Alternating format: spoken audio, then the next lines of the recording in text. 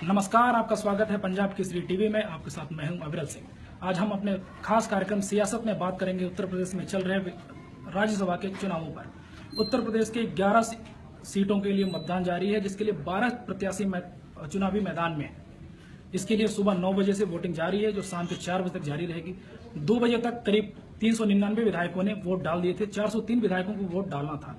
हम अभी तक जो सूत्रों के हिसाब से खबर आ रही है, सभी 403 विधायकों ने वोट डाल दिया है। तो राज्यसभा वोटिंग कैसे होती है, क्या गणित है, इस पे बात करने के लिए हमारे साथ मौजूद हैं प्रवीण कुमार झा। तो प्रवीण, सबसे पहले आपसे जानेंगे कि राज्यसभा वोटिंग जो होती है इसका गणित क्या है, इसका फार्मूला क्या है?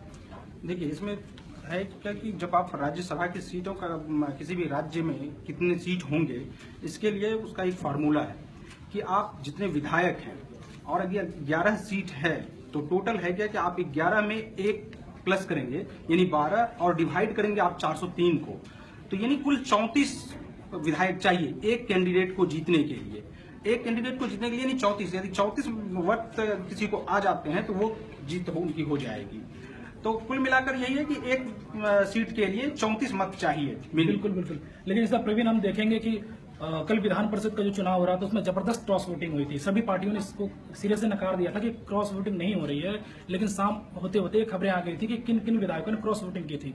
उसका डर राज्यसभा का जो मतदान हो रहा है इसमें भी सभी पार्टियों को था, लेकिन आज भी जबरदस्त क्रॉस वोटिंग हुई है। कई विधायकों ने अपना पाला बदलकर दूसरी पार्टियों को वोट दिया है। तो इसमें आप क्या कहेंगे, क्या पार्टियों की जो किलेबंदी है वो ढह लगी है, या पार्टियां अपने विधायकों को संभाल नहीं पा रही है? जी बिल्कुल, मैं इसमें एक कल के इस पर जोड़ना चाहूंगा कि कल बीजेपी काफी खुश थी।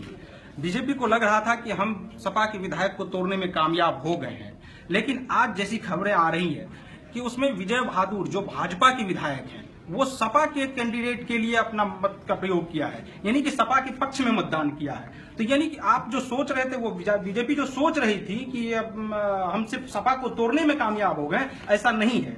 अब यानी बीजेपी में भी दरारें दिखने लगी हैं। लेकिन जैसा हम कहें कि मायावती के पास 80 विधायक हैं और वो विधान परिषद चुनाव में 7 उम्मीदवारों के साथ विजयी रही। उसने अंदर खाने में कुछ दूसरे विधायकों को भी तोड़कर अपने खेमे में कर लिया। तो क्या इसका आने वाले विधानसभा चुनाव कुछ असर पड़ेगा?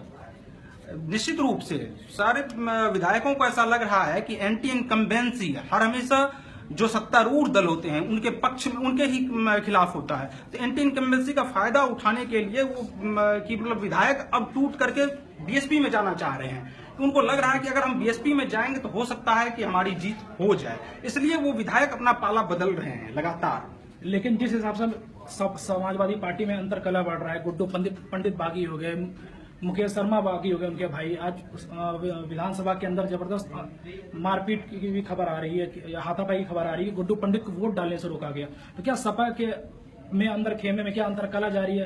क्या इसका असर जो है, ये बागी विधायक हो रहे हैं सपा से, क्या इनका अंतर कला का असर आने वाले चुनाव में पड़ेगा जो 2017 में होने वाले विधानसभा चुनाव? निश्चित रूप से इसका असर दिखने को देखेंगे विधानसभा चुनाव में, क्योंकि जब आपके विधायक टूट करके दूसरे खेमे में जाते हैं तो आपका इसका मतलब है कि लगता है जनता को ऐसा लगता है कि इनकी किलाबंदी जो है वो ध्वस्त हो रही है, यानी कि सपा से लोगों का मोह भंग हो रहा है। यदि उसके विधायक ही उनके पास नहीं रह रहे हैं तो मतदाता कैसे रहेंगे उनके पास? बिल्कुल। लेकिन जिस हिसाब से राज्यसभा चुनाव चल रहा है, बीजेपी अधिक से अधिक सीटें जीतना चाहती है। लोकसभा में बीजेपी के पास स्पष्ट बहुमत है, लेकिन उसको अपने अमेंडमेंट्स, अपने बिल्स पास कराने के लिए राज्यसभा में काफी दिक्कतें होती हैं। तो आज देश के 7 राज्यों में वोटिंग जारी है।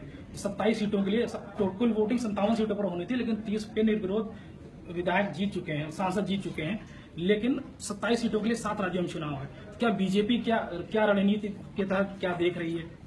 नहीं, इसमें देखिए, इसमें रणनीति तो काम करती ही है, लेकिन सबसे जरूरी बात जो है यानी विधायक का होना जरूरी है। यानी आपके पक्ष में कितने विधायक हैं यह सबसे ज्यादा महत्वपूर्ण है, क्योंकि अगर आपके पक्ष में विधायक नहीं है और आपके विधायक नहीं है तो आप जीत हासिल नहीं कर पाएंगे। और आप जब फ्लोर पे आप किसी भी बिल को पास कराने के लिए आपको जो राज्यसभा में चाहिए बहुमत, वो बहुमत आपको तब तक हासिल नहीं होगी जब तक आप राज्य में आपकी सरकारें नहीं होती है। यानी राज्य में सरकारें होंगी तो आपके पास विधायकों की संख्या ज्यादा होगी, और विधायकों की संख्या ज्यादा होगी तो जब राज्यसभा का चुनाव होगा तो उसमें आपके कैंडिडेट ज्यादा जीत करके आएंगे और उसका फायदा आपको किसी भी बिल को पास कराने में मिलेगा। बिल्कुल बिल्कुल। तो जिस हिसाब से राज्यसभा की वोटिंग 4 बजे तक होनी है, फिलहाल सभी विधायकों ने वोट डाल दिए हैं, जिसमें सपा 7 सीटों पर, बसपा 3 सीटों पर और कांग्रेस और बीजेपी की एक-एक सीट पे चुनाव लड़ रही है। कपिल सिब्बल जो है सबसे आम सीट में कांग्रेस के लिए मानी जा रही थी, लेकिन बीजेपी ने कहीं ना कोई गणित करके कपिल सिब्बल को वोट देने से, जीतने से रोका है।